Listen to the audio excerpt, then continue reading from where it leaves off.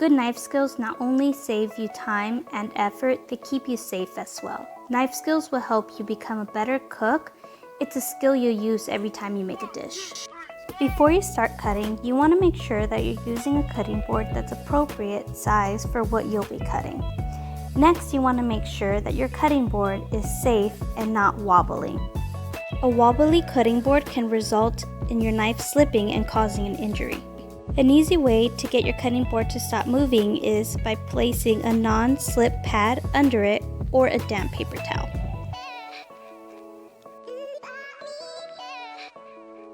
The next important step is how you hold your knife. If you hold your knife too far back in the handle, or if you put your finger at the top of the blade, it's not a correct way to hold a knife.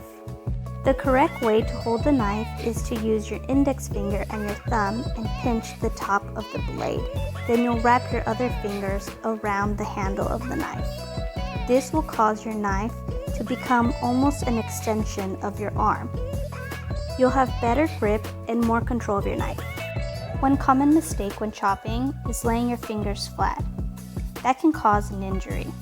When chopping, you actually want to form a claw with your fingers. When you use a claw, the knife will hit up against your knuckles while you're chopping, keeping your fingers away from danger.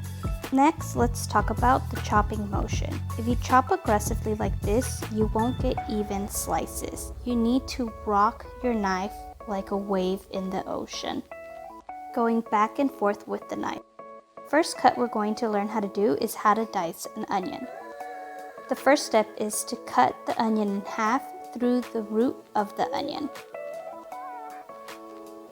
The next step is to cut one end of your onion and peel the first layer, making sure that your onion stays intact. While using the claw grip, you're going to hold your onion while making a few incisions horizontally. You want to make sure that you don't go through the whole onion. You want to stop a quarter of the way. Next, you'll make lines vertically into the onion, making sure again you don't go all the way. Again, while gripping your onion using the claw, you're going to cut along your onion, creating dices. You want to make sure that you're rocking your knife back and forth and not chopping down.